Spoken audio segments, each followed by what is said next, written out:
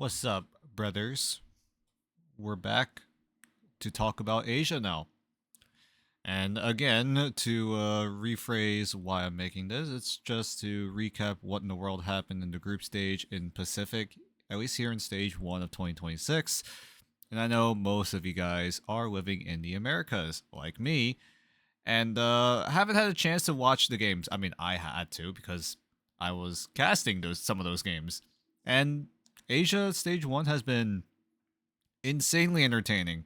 Lots of great storylines, to be honest. Right, there were a lot of shuffling going around in Asia. At least for stage one, there were a lot of teams that made a lot of roster changes. I think the two teams that didn't make any roster changes were Reject and Zero Tenacity, which honestly makes sense. You don't really need to change your roster when you guys are the top two teams in Asia right now.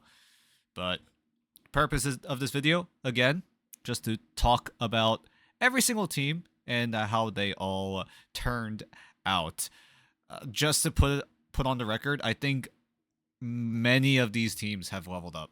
I think there's like a few teams that either stagnated or slumped a little bit. And we'll get to those teams when they do show up. But for now, whether you're using this as background noise, you're trying to fall asleep, probably trying to fall asleep. I do that too. Like, put on the random YouTube video and listen to it or watch it, and then I fall asleep like that. It's like the equivalent of like those uncles that, or your dad that puts on the TV and then falls asleep on the couch. Yeah, it's kind of like that, but I'm just going to be rambling and rambling about Pacific Asia for this video. If you want to watch the OCE group stage recap, you can go watch that. It's on my channel. It's going to be out there somewhere. But without further ado, let's get it on, shall we? And we'll start off with the only partner team in Asia by none other than Reject. Reject coming into stage one, they are the top team from preseason. They did win preseason after a very bumpy group stage back in preseason, where they tried Symbiotic Surface and they shit the bed. They tried to go for plays and then they C9'd. So it was a bumpy road for them in group stage. Thankfully, they locked things in and in the what's it called, in the playoffs of preseason. So props to them for cleaning everything up. But coming into stage one, group stage, they come out undefeated. Did not drop a single map. Every single matchup was 2-0. 7-0 in the series score, 14-0 in the map differential, which gives them a plus 14. And they are the undisputed top of the group in Asia, and they will go into playoffs as the first seed. And I mean, the roster has been together for so long at this point. Ever since MRC season 5, which was like back in January. So this has a lot of synergy with each other. Like, Brownie has been a staple of a hit scan player, not just in Reject, but he was also on Gen G last year in Ignite Asia, and he has been so good mechanically. And then Yaki coming in as one of the newcomers this year. I think his first ever Rivals tournament was actually MRC Season 5, and they, in fact, almost won the whole damn thing. They came in second to Chopper Mag, I believe. So, still a very impressive result. And they weren't Reject at the time. They were the Crazy Raccoon roster at that moment, because right after Grand Finals, Crazy Raccoon, like, let a few players go. They brought in a few new players, and they're just like, yeah, after MRC, we're just gonna leave the Rivals division. And to be honest, it might have been a more cost-effective move. I mean, they have a top team in Overwatch at the current moment. As of recording this video, they literally won Champions Clash like a month ago at this point. And then they also have a top Brawl Stars team. Funny enough, that Brawl Stars team actually did win the World Championship last year. So they have two like world-class teams like in Overwatch and Brawl Stars. So I'm sure they're dumping all their resources into those titles, which I don't blame them. You have two of the best teams in the entire world in two different esports. Why not try to elevate them even further. So Crazy Raccoon are gone. I miss them dearly. And then Reject end up picking up this entire roster. Some of these players also came back to Reject from last year, like Gargoyle and I believe Piggy. I think those might be the only two players that actually were in the first edition of Reject. Like Piggy, well, Gargoyle at the time was a duelist player. He's now gone back to Vanguard now that Marvel is gone. So it's Piggy and Gargoyle. I mean, two of the best tanks in Asia right now. Like Piggy is very good as that staple anchor Vanguard, and then Gargoyle is that usually the dive Vanguard that's usually playing with the Venom, sometimes the Cap. And this team has a lot of flexibility. They can play any sort of composition. If you want to play Brawl, Piggy's got you on that. If you want to play a more dive-oriented composition, Gargoyle's got you on that as well. Brownie, we talked about him for a little bit. Hitscan guy. Yaki's usually the dive player, so he's the guy running like the Black Cat, the Daredevil, the Wolverine. I'm sure Yaki Wolverine will be a lot more present now that Cyclops and Wolverine's team up is actually kind of strong here in season 8.5. And then you've also got Sunghun and Lostro. Like Sunghun and Lostro have been together ever since Stage 2 when they were on Crazy Raccoon last year. Like Stage 2, 2025, they have a lot of synergy together. They know what they're doing. Lostro also loves to troll. we will probably... I don't know if I want to talk about their first game against N1 Hex where Lostro copies Brownie's ult and then Brownie being on Punisher. Yes, Lostro used Loki copy on a Punisher on purpose in a professional match. He in fact did that twice in a single map. You should go watch that. Reject versus N1 Hex. That was a really funny one to watch. Especially map 1. Map 1 was where it was all silly and meme. Lostro even copied Piggy, who was playing Jeff in a 4 strategist composition. Yep. You heard that right. Reject did, in fact, roll out in a 1-1-4 composition. And that was funny as hell. Yeah, and it's the same map. Same map. N1 Hex versus Reject, map 1, day 1, week 1. If you have time, go watch that. You have time in the game right now to boot up the replay code too, if you really want to do that.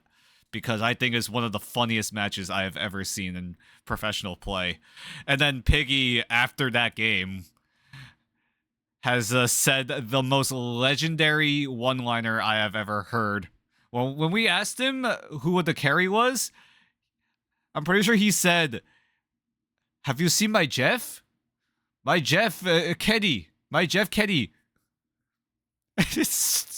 Piggy is such a funny guy to interview. And then another interview, he just straight up said the one-liner of Asia is bad. Asia is bad, it says Piggy in one of those interviews. Bro is just throwing one-liners. He's just throwing zingers here and there, and we love that. It's funny as hell. It's really entertaining. And if you're able to catch a Pacific broadcast and you manage to get an interview going, or you manage to catch an interview going, please listen, because they're so fun to interview. They're very nice. I know here in Asia we have a bit of that language barrier, so a lot of these teams don't really speak English very well, especially Reject. So it's tough. It's tough, but we do the best we can, right? We try to ask them really simple questions. We want to try to get a little more in depth, but obviously we don't want to do that because 1, it's going to be hard for them to understand and try to respond in English, and 2, it's also you also don't want to like invade their playbook a little too much, you know? You don't want them to you don't want to put them in a situation where they have to leak their strats, or else it's going to be like an L interview. We don't want to do that.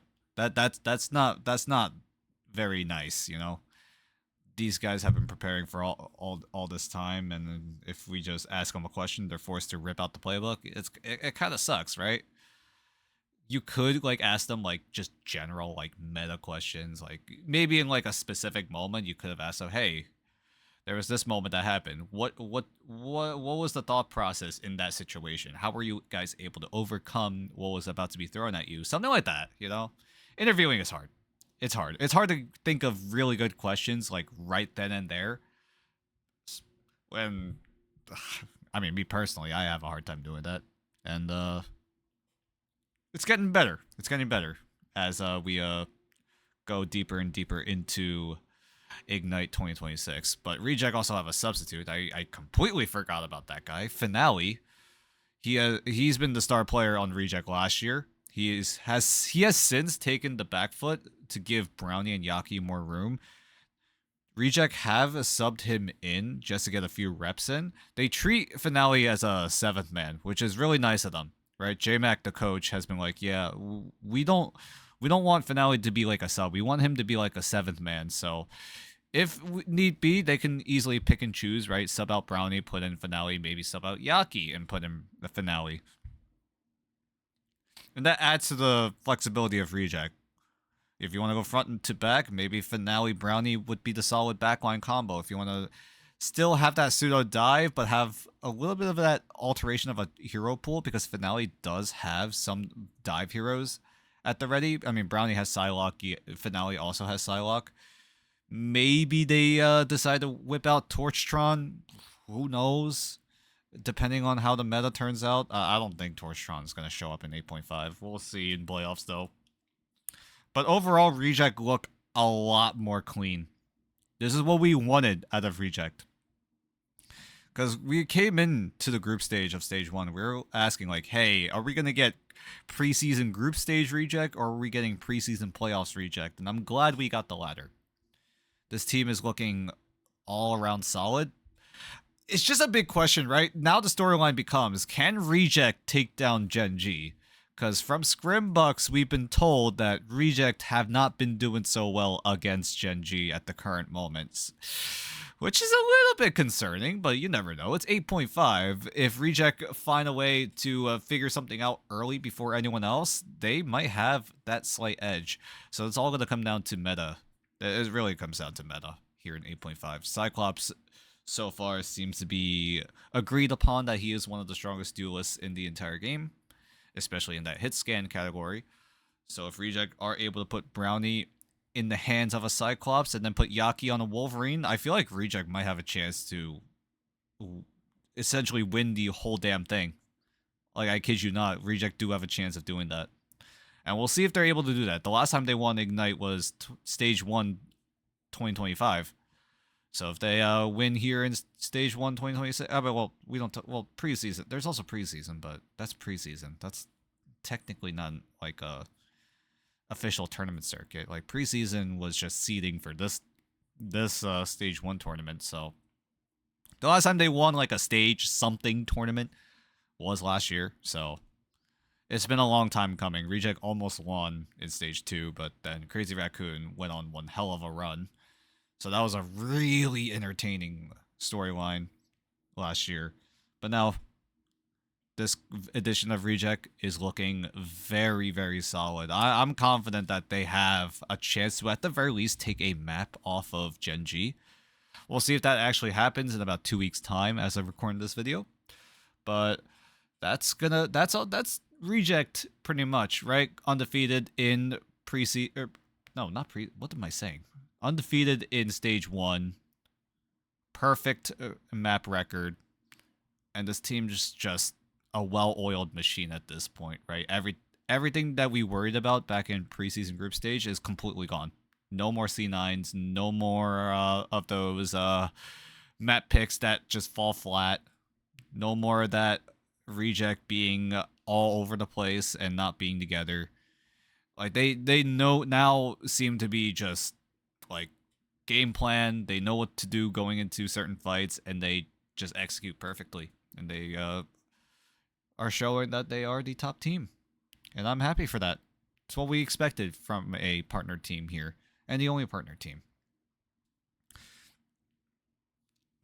Now let's move on from a team that made no roster changes to a team with a lot of roster changes. It's none other than Rival Esports.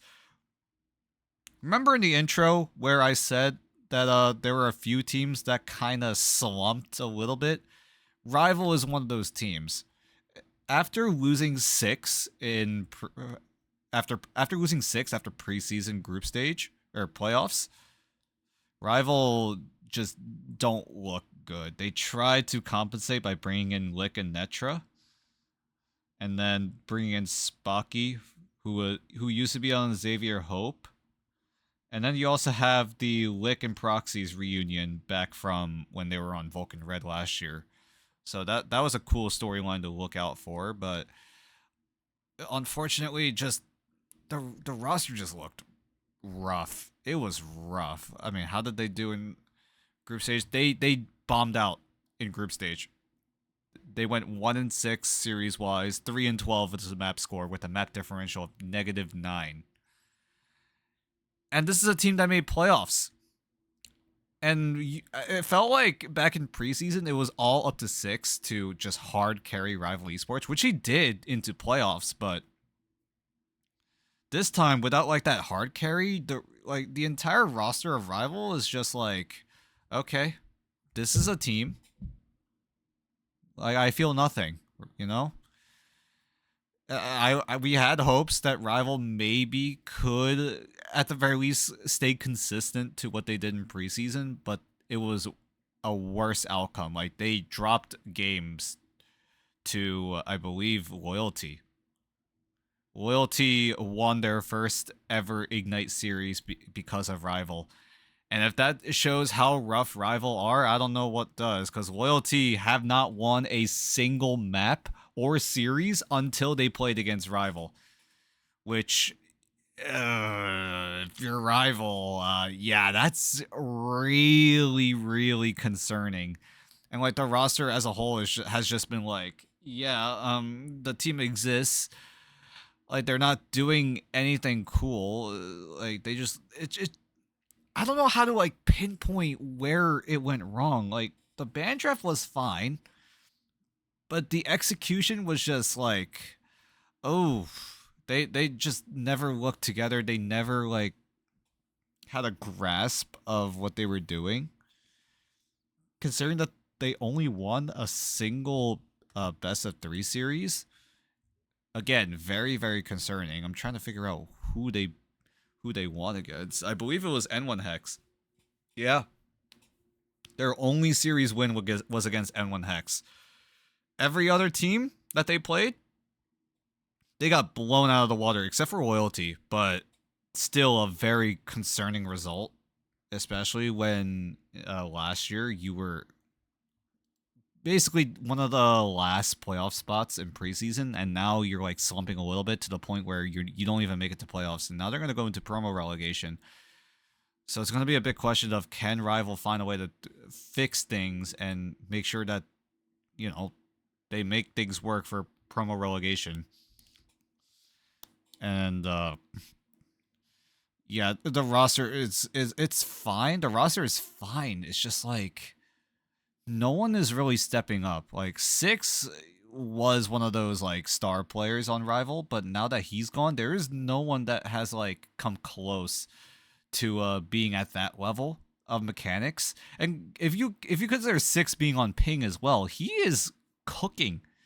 Bro has been on ping the entirety of Asia preseason, and I mean, huge props to him because that guy is an aim demon. And without that guy, Rival they're just a husk of their former self at this point. Like, I hope that every team does well, but Rival is one of those teams where it's just like, yeah, they might be cooked for stage 1 after losing 6. And as much as I hoped Spocky and Zeft would pick up the pieces and be that next star player to be at the mantle, but that just didn't happen. It was just not meant to be. Rival will be... They finish 7th place off of a very crazy 3-way tiebreaker between N1 Hex, Loyalty, and Rival. I'll probably talk about that soon. Maybe when I talk about N1 Hex, because that was the team that came out on top in the whole 3-way tie, down in the bottom 3. But Rival just... I hope they turn things around.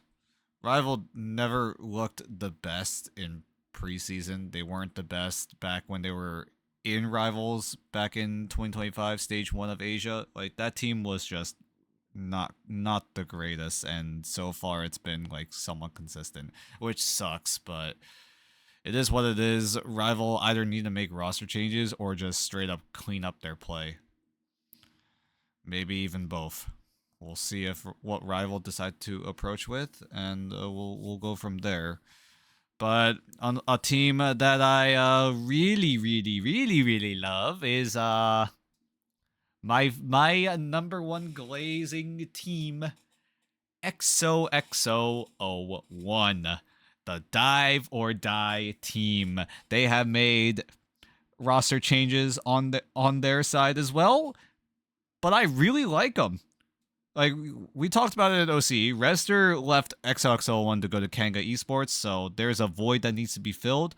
Do they want to bring in a strategist player, or do they want to switch a currently playing EXO member to the strategist role? And they go with the second option, putting Ace, who was one of those vanguards on EXO, onto the strategist role. 27 A's used to be on the main roster, now he's being a substitute player. And they bring in JT3, who used to be on N1 Hex and used to be on Crazy Raccoon back in 2025 Ignite. Felix, a returning player who used to play on the Dopamine O2 Blast roster back in stage 1 of 2025 Asia, and then went to Gen G for stage 2 of 2025. And that was the last time he's played in a Ignite tournament, when he was on Gen G back in Asia Stage 2 of 2025, the Big 25. And you don't recognize his name because Gen G didn't make it to Grand Finals. Crazy Raccoon took that spot. They played each other in the lower Grand Finals for the second spot in the Grand Finals, and Crazy Raccoon just straight up destroyed Gen G 3-0. It was insane of a storyline at the time. And that was the last time we saw Felix. And now he's back for stage 1 of 2026. And so far, he it looks like he's never left. Bro is the same Felix that I saw back in 2025. Like, he has been like one of the most solid and consistent strategist players I have ever seen.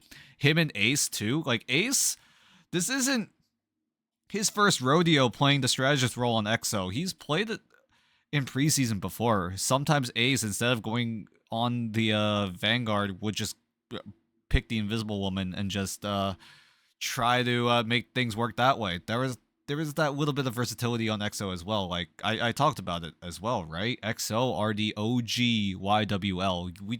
We keep talking about YWL and how they love to dive. They want to stick with dive as much as possible. But EXO have been doing that since last year. YWL, they've only came up to the surface end of last year.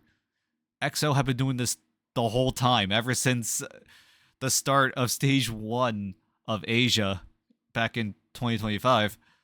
So this team knows how to dive, and with the dive meta being so prevalent at the current moment, or at least back in season 8.0, we'll see if 8.5 still stays true, even though Cyclops might be a bit of a problem to deal with. But I'm sure EXO are definitely in the lab trying to figure things out. And I also forgot, right? EXO now have a coach. They finally brought in a coach. And who is this coach? It's none other than Dobie, who used to be on Reject last year, back in 2025. He was the team captain, the main shot caller of the team. And now he's coming in as the coach for EXO. Oh boy, they needed that. And obviously the entire roster, right? We talked about Felix, we talked about JT3. JT3 also being a very, very strong anchor Vanguard. Like, his Devil Dino has been solid. His Magneto was incredibly insane. But right now with Mag in the back burner, up until now, maybe season 8.5 is the return of Magneto in the professional meta. But JT3's Vanguard Deadpool is also very, very solid. Zeta has been one of those dive vanguards as well. His Captain America has always been a staple in his kit. His Venom is also quite solid as well. But his Groot was, I think, the biggest surprise from Zeta and EXO as a roster as a whole. Because EXO, they don't really run the Groot a lot. They didn't run Groot a ton back then. And now coming into stage 1, Zeta has been playing Groot, and Bro has been landing the best Groot ultimates I have ever seen in professional play. Every single time, he would just catch 3+ members of the enemy team and just insane clutches every single time. I don't know how Zeta gets away with this every time.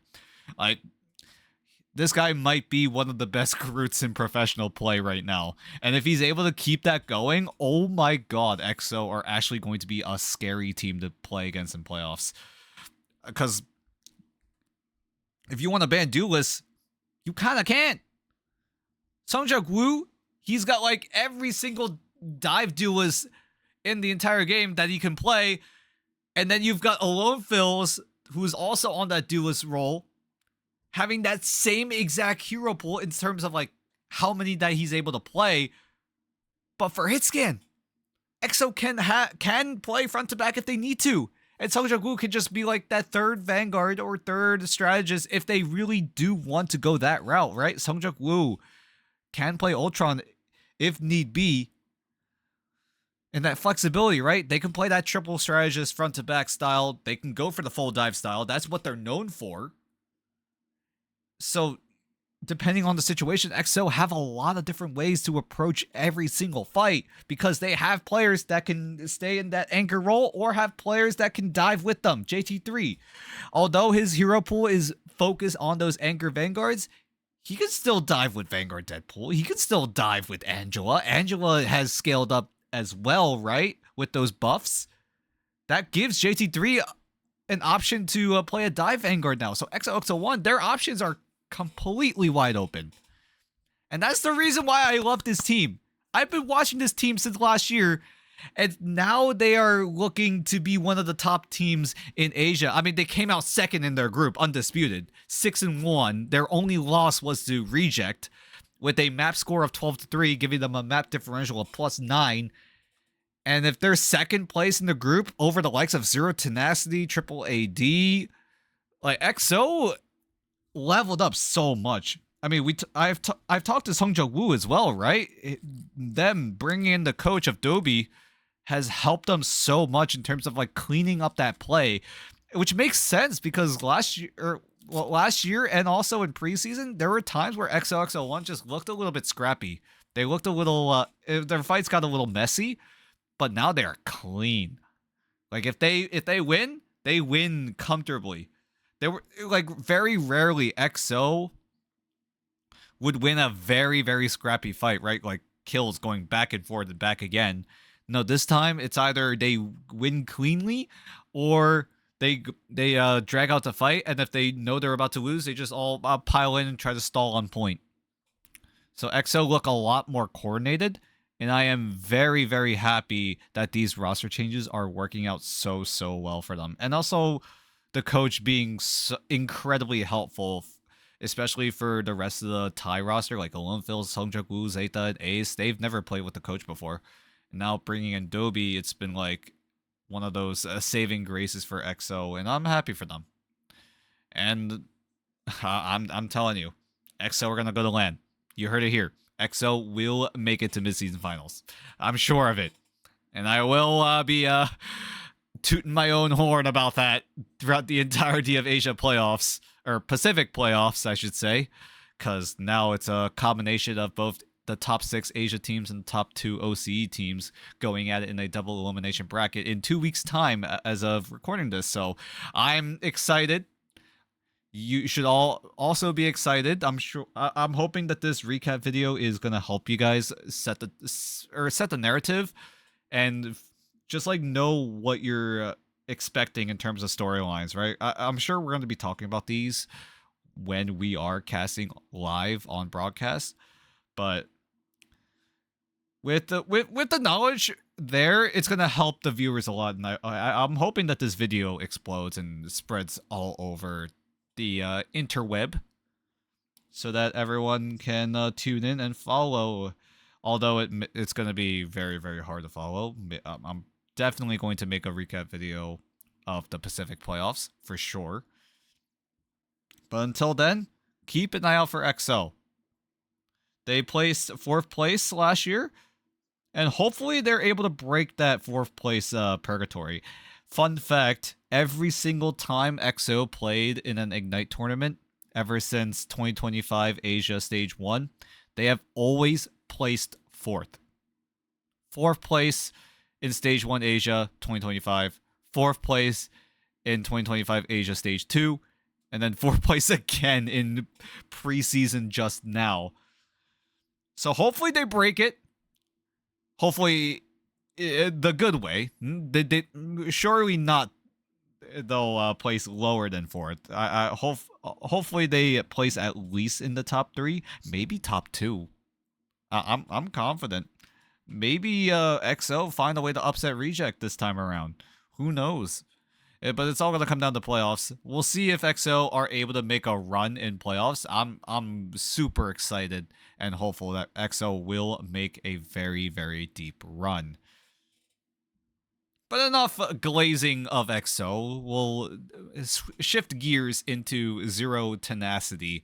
This is, I think, the other team that has slumped a little bit, right? Like Zero Tenacity, they were 2nd place in preseason. Now coming into Stage 1 group stage, they finish with a series score of 5-2 and a map score of 11-5, which gives them a map differential of 6. And for some people, you could argue that Zero Tenacity's result here in group stage was underwhelming. You're coming into this tournament as the 2nd best team in Asia, and you guys just don't look about the same level of dominance they had back in preseason. Especially when they first played XOXO1. That was their opening match. C10's first match was against XOXO1, and XOXO1 win that 2-1. And I'm sure a lot of people were shocked about it. I mean, I'm over here like so damn happy. I got to cast that game. That was a really entertaining game. That was the game where we realized that hold on, Zeta's Groot might actually be goated. Okay. I need to stop glazing XOXO1. I'm here to talk about Zero Tenacity here. Like, this is a roster that's stuck together. They made no roster changes since preseason. They brought in 2 Americans back in preseason, Baser and Soko. If those names sound familiar, you probably saw them playing on Ego Death last year. And now they've been brought into PAC-Asia by Zero Tenacity. Putting these 2 in a roster full of Koreans has been, challenging, obviously, with the language barrier. But Zero Tenacity do have their translator. And, like, quote-unquote, like, manager, you could argue. Shout out to Oni.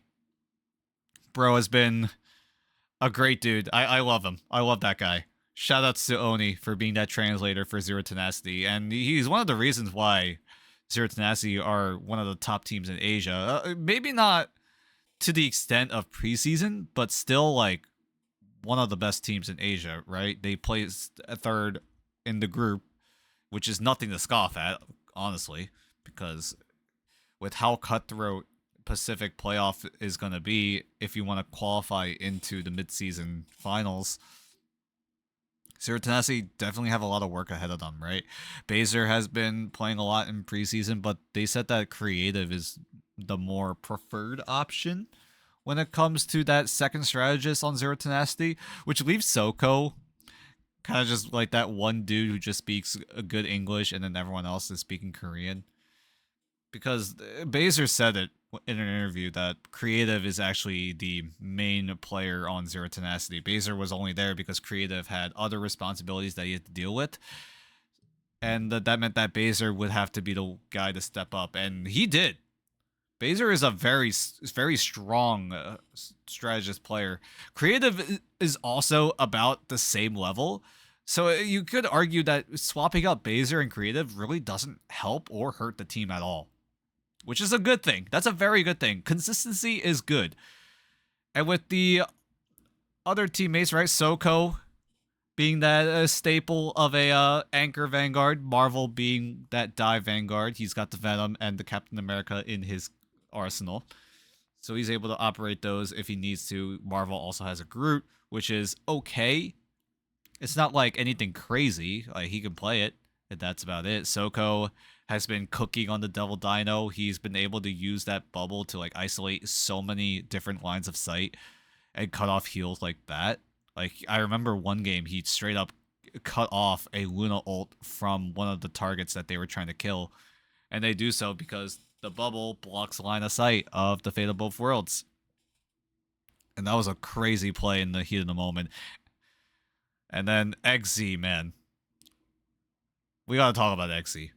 If you watched Overwatch way back when, XZ has been one of those like demons when he was a DPS player, and so far here in Rivals, it's no different. Bro is absolutely insane on the Phoenix, absolutely insane on the Star-Lord, absolutely insane on Psylocke as well, and now he gets access to Cyclops, who is another one of those hit scan options. And holy crap, if XZ can fry people on Cyclops, oh, it's gonna be a fun one to watch. And and the funny thing is, right, Zero Tenacity's first matchup in playoffs is XOXO. Their first matchup in preseason is their first matchup in playoffs, and I wouldn't have it any other way. It's a best of 5 between these two teams, and we saw how close the best of 3 was. And if we get a best of 5, I expect a map 5 banger. I need a map 5 banger.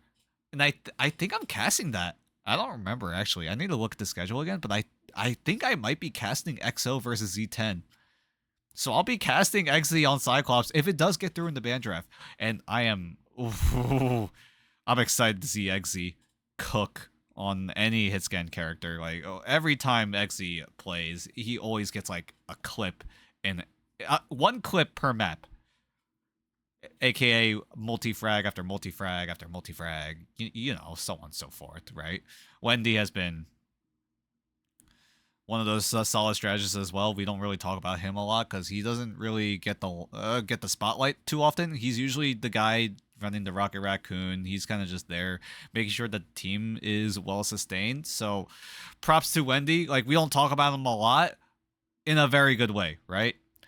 If we do talk about Wendy, either he's mechanically insane or is just good at what he does, or he's just absolutely shitting the bed. But he is none of the above. Like he's been solid. He's been a very, very strong strategist, especially when you have to deal with the synergy between either Baser or creative. Wendy is doing a lot of work behind the scenes. Like, he has been one of the unsung heroes on Zero Tenacity, I feel, especially with all the adjustments that he has to do in terms of like making sure that the comms are good, making sure that they don't double stack their ultimates, which I don't think Zero Tenacity have done a single time, which is already a huge step, because you cannot double straddle in pro play. Like, that, at that point, it's just like, if you're a top team and you accidentally do that, that's like straight up unacceptable at this point. At this point, right? And then there's also Jerry. Jerry is one of those dive vanguards who can play front to back. He has a solid Bucky in his arsenal as well, but he's been the main Black Cat guy, the main Daredevil guy. Maybe soon, maybe more of that Wolverine will pop up if Eggsy and Jerry are able to get access to the Cyclops Wolverine team up. This is another team that I think is going to be very, very strong if they do get access to Wolverine Cyclops. I still feel like XO might be one of the stronger ends, or Reject. Like, XO and Reject could easily pop off with Wolverine Cyclops if they do get access to it. So Zero Tenacity, I feel like, are on the slight back foot, but they still will have a very strong Wolverine Cyclops team up composition if they do go that route. So Zero Tenacity, like, they do slump a little bit. I feel like it's because of that adjustment, trying to fit in creative a little more here in stage 1. And I feel like that's like made that's made them slump a little bit, right? It's a little bit of that growing pain. Hopefully they level up in playoffs, maybe giving creative more reps to get more games in, more official matches, maybe put them in more scrimmage blocks. It's a lot of thinking that Zero Tenacity have to do in order to make sure that they're not getting any of those brain worms and playing to the best of their ability. If they're able to slot in creative and stay consistent with it, I think Zero Tenacity will be one of those scary teams to play against in playoffs. And we'll stroll on to the Burgers. This is a new team coming in to Ignite Stage 1. Ignite as a whole, actually. This is the team that's replacing Pirates that placed third in preseason, but now they have fully disbanded, right? They lost Vital to Fiat Lux Esports over in China. They lost Hoodie and Aztec to NRG, which unfortunately didn't make playoffs, and I'm very, very upset, and I'm very, very sad because that double CYA is still haunting me to this day. And with all those players going everywhere else, Pirates didn't have a full 6 roster, and they were forced to disband. So I believe, what is it, Kaidia, Return. I think Return went back to Apex, if I remember correctly. I didn't know he was an Apex pro until someone on my Pacific casting crew told me. Was it someone in the casting crew? No, I don't think so. It might have been just a random person on the internet telling me that he went back to Apex, which again, didn't know he was an Apex pro before coming into Rivals. But hopefully the rest of the Pirates do find a team. Like, that team was very mechanically gifted. Like, Kaidia was one of the best tanks in all of Asia in preseason. Hopefully he finds a new home. And then Return going back to where he used to be pro. I'm trying to figure out who that third player was. My mind is at a blank right now. I'm trying to think. Who was that third Pirates player that doesn't have a team? Fun. Yes. Fun. He was okay. Fun was okay. But we're going to stick to the present here. Pirates have to disband, and the Burgers do come into Ignite Stage 1 of Asia after winning MRC Season 7. Which, funny enough, Pirates were the ones that won MRC Season 6. So the team that won MRC 6 now is replaced by the team that won MRC 7. You can insert a 6-7 joke there if you want. But the Burgers came in, and a lot of question marks were pointed at them, right? How is this team going to fare up against the Ignite competition? Are they going to be the same level as the Pirates? Are they going to just absolutely bomb out? And no one knew what kind we were gonna get, right? This is a team that doesn't have a whole lot of that Ignite experience, right? Pirates, when they won MRC 6, it was all but expected at that point, because almost the entire team had some sort of Ignite experience, so they played at the top level professionally in Marvel Rivals. So it was just like, yeah, I mean, I won't be surprised if Pirates do win the whole damn thing in MRC 6, but MRC 7, the Burgers win that. But there aren't many of those big names, right? You got Wounds, Nevoy, Scrappy, Ved, Hybolical, and RF. Like, these are players that not a lot of people have any idea of who they are, right? Even me personally, like, I didn't know who these players were, and then they come in to group stage of Stage 1, and they do a very respectable run, right? 3-4 series score, map score being 6-9, nice, with a map differential of -3, and they finish at 5th place, so they do make it to playoffs. It wasn't the level of Pirates. Pirates were at the top of the group stage, if you remember back in preseason, and that was an MRC team. But with the Burgers, no, they are not the same level as the Pirates, but they still made it to playoffs, and I still think that's a huge win for the Burgers as a whole, right? I feel like there's a chance that none of these players are quite expecting to make that deep of a run in Stage 1 of Ignite.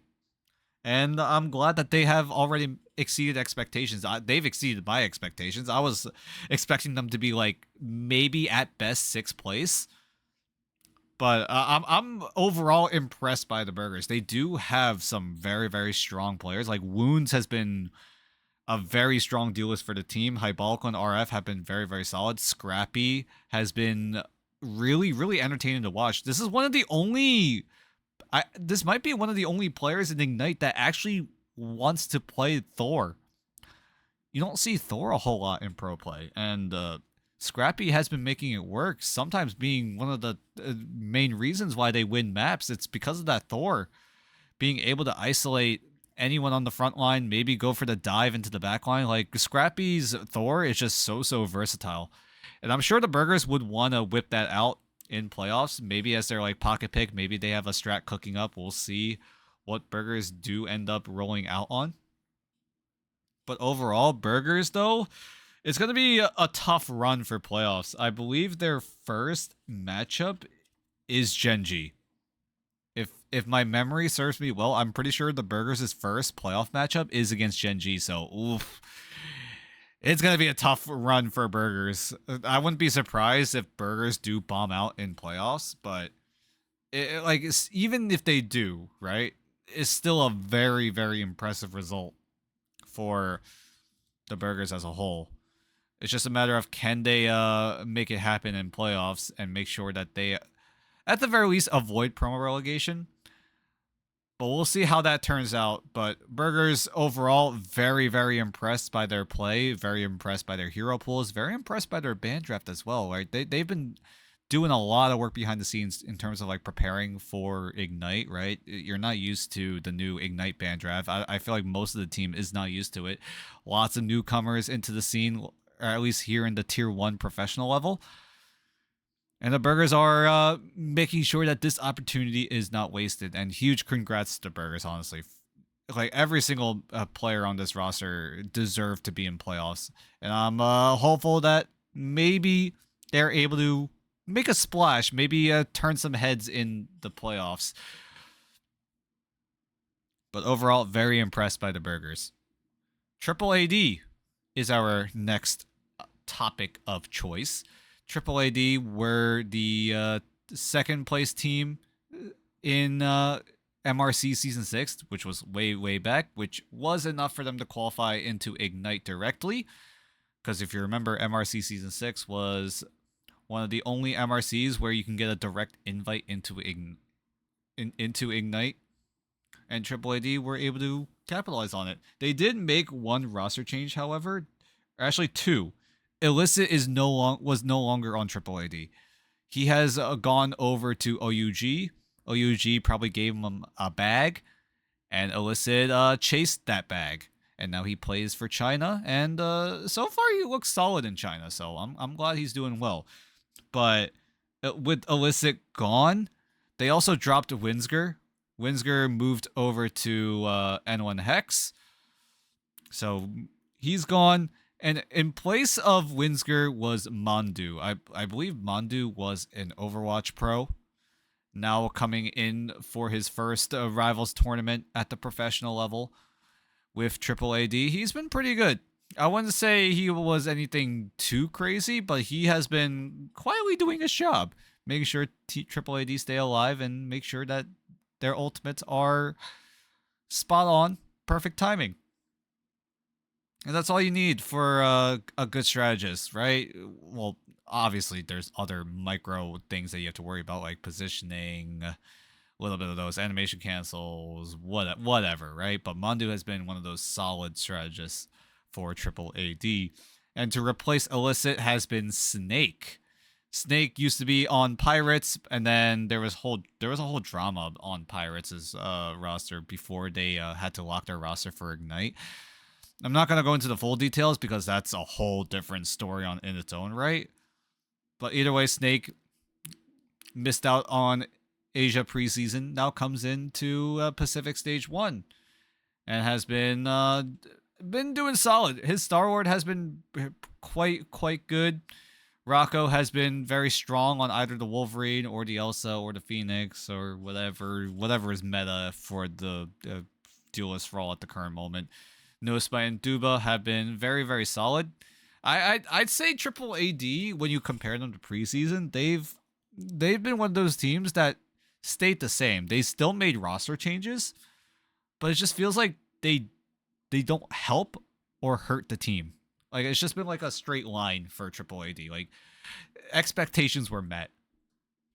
It's basically all it comes down to, right? Their play has been solid, but this is the norm from Triple AD. Either they always do well against like the lower end teams, but when it came to like the midfield and the upper level of Ignite teams, Triple AD just could not get over that. Like, they're a solid midfield team, and going into playoffs, I feel like they're going to be the same, right? Triple AD finished with a 4-3 record, map score of 8-7 with a map differential of +1.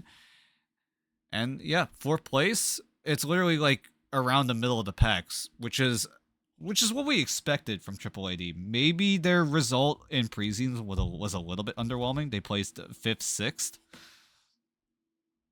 So hopefully Triple AD are able to lock things down and try to make a deep run in playoffs.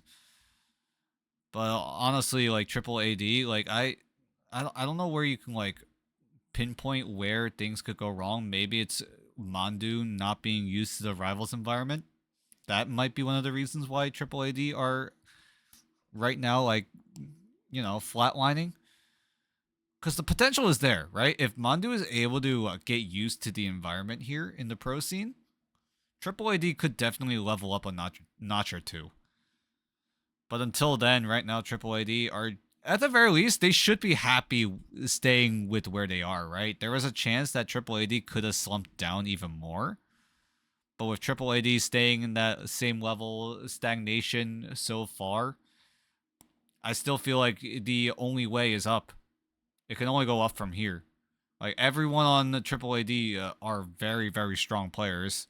Like, Rocco's very, very strong of a hit scan. Snake can also play a different variety of heroes in the duelist role. No Smite has been one of the... I believe he might have been one of those shot callers on Triple AD. Like, one of the captains on Triple AD.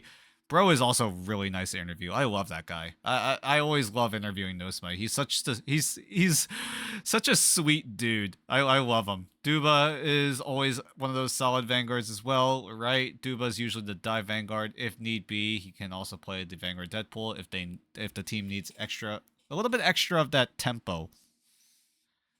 And then Mandu newcomer, and then you guys got QAZD. QAZD also has been one of the quiet heroes on Triple AD. Like, he doesn't get the spotlight, but he does his job, right? I'm pretty sure he's the main guy on the Rocket Raccoon on Triple AD if they do get access to it. So QAZD has been quietly cooking behind Triple AD in the backline. But overall, my feedback or the recap for Triple AD is they're about the same. Compared to preseason and stage 1, the difference is almost non-existent, right? Like, these two teams are about the same. And going into playoffs, maybe they win like 1 or 2 matches, but I feel like that's about it. Because right now, Triple AD really need more time to figure out their roster and make sure that they're able to stay competitive throughout 2026. Okay. Moving on to Loyalty. Loyalty finish in last place with a 1-6 record. Actually, I'll tie it N1 Hex as well, right? Both teams. No. Do I want to tie it in? No, I'll stick to Loyalty. They finished with a 1-6 record, map score of 3-13 with the map differential of -10, which is better than the last tournament that they played in, right? Preseason Asia was not pretty for them. They did not win a single match, and they did not win a single map. They bombed out of groups 0-14. And to be honest, there was a lot of dysfunction in that team, right? There were players that were just like, what how do I say it? There was the team is just disorganized. Their play was sloppy. Like nothing was going their way. Every time they went for plays, it just felt like half the team was on the same page and the other half was like doing their own thing. And Loyalty honestly were a mess in preseason. Coming into stage one, however, they drop Wuvo and Yugen, and they bring in Bumhyung, Joey, and Necrobe. And Bumhyung has been surprisingly fun to watch as a caster. He's one of the newcomers, one of the rookies coming into Ignite, and he has shown that he is very, very good on that hit scan. Like his Phoenix was incredible. His Elsa was also just as insane. Star-Lord was okay, but you really want Bumhyung on either the Phoenix or the Star-Lord. Or not Star-Lord, the Phoenix or the I'm freaking blanking. Oh my god. Like Phoenix or the Elsa. That's what it was. Phoenix or Elsa. I felt like those were his two best heroes in his repertoire. And then you've got Joey coming in onto the team. It felt like the vibes were there for Loyalty, right? They had what it takes to win. NXS has been on the roster for a bit. JZZ7 was also on the roster since, I believe, MRC. So they've been on the team for a while. Necro also being a new player on the strategist role. Like Loyalty look a lot better. Although they don't make playoffs, they still look way better than they did in preseason. They were actually winning fights, and some maps were actually competitive. Like Loyalty were able to make maps competitive rather than just getting blown out every single time, which makes it kind of hard to cast because if one team is just BTAing the other, it's just like, yeah, I can't really think of any way to like recap what just happened because the other team is just diffing the hell out of Loyalty. And that's what it felt like in preseason. But coming in here in stage one, they still make one or two of those like big mistakes. I remember in Loyalty's first matchup, they had strategist ultimates, but they just didn't use it to counter the Ultron ultimate. And one of the strategists die with their ulti, and then Loyalty just fall apart. They even had control of the point at the time. So losing out on that fight just meant that the other team was just able to snowball them through, which sucks. It does suck. But at the very least, Loyalty were able to, at the very least, get a map and a series win. And we all love that here. We love when Loyalty do actually perform in Asia group stage. So right now, Loyalty, like their team coordination is looking a lot better when you compare it to preseason, but it's still not enough to a point where it's gonna beat the top teams, you know? Like they know they're out. They could easily play spoiler if they wanted to in group stage. I feel like they might have, but I might need someone to confirm on that. Maybe you guys can write that in the comments. Maybe you guys subscribe as well while we're at it. So Loyalty in the end, like, oof, it's a rough look for them, but at the very least, it was a better run compared to preseason. Okay, final team, final team for Asia is none other than N1 Hex. N1 Hex also finished with a 1-6 record with a 5-13 map score with a -8 map differential.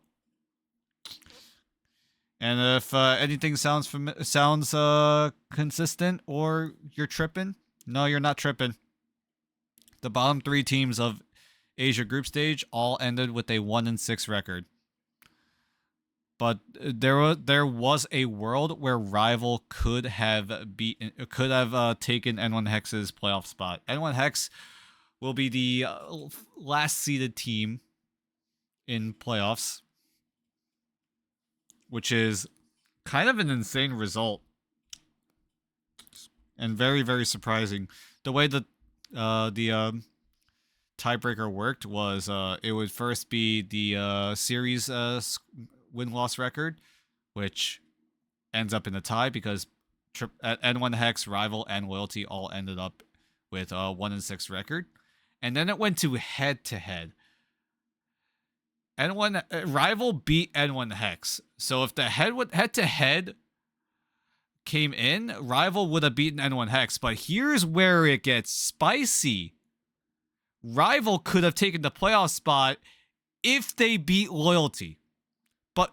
And because Loyalty beat Rival, meant that Loyalty now put themselves in that tiebreaker conversation, meaning that now they have to head-to-head against all three of these teams. So who won between N1 Hex versus Rival, N1 Hex versus Loyalty, and who won between Rival, N1 Hex, and who won against Rival and Loyalty? And because Loyalty beat Rival, meant that every single team, if you put them all in a head-to-head just from those three alone, they all end with a 1-1 record. Which is another tie, which means we go to map differential, and N1 Hex were able to win out on top by a singular map. A singular map. N1 Hex's map differential was -8, Rival was -9. And towards the tail end of the group stage, this was so fun to watch, considering that we were all like freaking out, like, yo, if this happens, then this could happen, but if this could happen, that could happen, and the odds of these happening is low, but it's not zero, and it's just like, oh my god, there are so many different options. And I'm glad we got one of the most chaotic ones, right? We were all like, yeah, are Loyalty good? Is Rival good? Is N1 Hex good? Like, we didn't know until we like actually thought about it, and as the tournament dragged on, or at least in that final day of group stage, we were like, oh, hold on. N1 Hex actually might be the team to make playoffs. Because if you think about it, right? N1 Hex didn't do so well in preseason either. They did not make it into playoffs. This is their first time going into playoffs at an Ignite level tournament.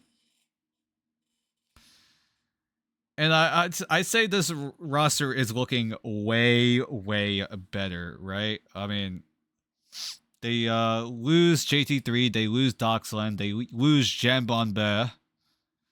If you know Jambon, bro may or may not have rage quit during a professional match. Anyway, and in their absence came in Louis. I believe he is a newcomer to the Ignite stage. Winsker, who used to be on AAAd in preseason, now he's moved on to N1 Hex. So Winsker gets another chance at competing in playoffs, which I'm really happy about. And they also bring in NRX. I still think NRX is one of their best players on N1 Hex.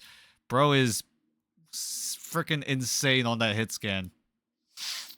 And if NRX does sound familiar, he was a substitute player in Vision Esports back in preseason. But now that Vision is no longer on the no longer a part of the Ignite tournaments, he leaves the team and he goes to N1 Hex here in Asia and has been frying ever since. Him and Blaziken have been so strong as that duelist duo. One of the strongest duelist duo that I've ever seen, as a D-Spooky has been one of those solid vanguards. Winsker, I forgot, he used to be a strategist player. Now Winsker is one of those vanguard players now. No longer a strategist, now a vanguard. And we've seen him do pretty well. Albeit his hero pool is a little bit restricted, right? He's been playing a lot of Devil Dino. Sometimes he plays the Vanguard Deadpool. And that was about it. I mean, sometimes Doctor Strange if he needs to use the portal or some sort. But Winsker has been okay as a Vanguard. Like, it's not anything crazy. It's not anything fancy. But it's getting the job done. Fish and X-Lyle have been together for quite some time now. So there's some synergy there in terms of making sure that they don't, double stack. Make sure that they're splitting the attention when they need to, right? Pat a cake if they need to, if they're getting dove on, something like that. But yeah, this team, I don't think they'll make a deep run in playoffs, but at the very least they made playoffs. That's still an impressive result in its own right. Very difficult to do, but N1 Hex get it done. And now the question becomes, how are they going to adjust for stage 2? You're probably not expecting to get a deep run in playoffs. So it very well could be a moment where you just have to think ahead to stage 2, right? Do you want to drop some of your players? Do you want to bring in new ones to try to elevate the roster even more? That's going to be a huge amount of questions coming in. But until then, that's going to be a question that will be answered in Pacific playoffs. Every single team, like I talked about it, right? Most of every single team has leveled up in its own way, but there are a few. I believe there were like what 3 in this case where they either stagnated or are like at a slight decline, but it's not like that bad of a decline. But I hope this video helps you in your recap of figuring out what in the world happened over in the Asia region for stage 1 of groups. And hopefully you guys enjoyed this. Please please subscribe to this channel. If you subscribe to this channel, I may make more recap videos. Maybe I'll add a little bit more editing into it, but the idea of this is just keep it as raw as possible. Hopefully people will learn a thing or two in terms of the storylines that we see in Pacific Asia. And now I will stop the recording now, and thank you guys for watching. Shout out to Dogman as well for inspiring me to make this video and the last video, don't forget. So, and also comment any feedback. If you want me to do anything different, please let me know. I'm open to changes. I am open to whatever, because this is my first time, or well, technically second time doing this. And hopefully y'all enjoyed it. Make sure you subscribe to the channel if you want to see more of these recaps. But until then, I'll see you guys in playoffs.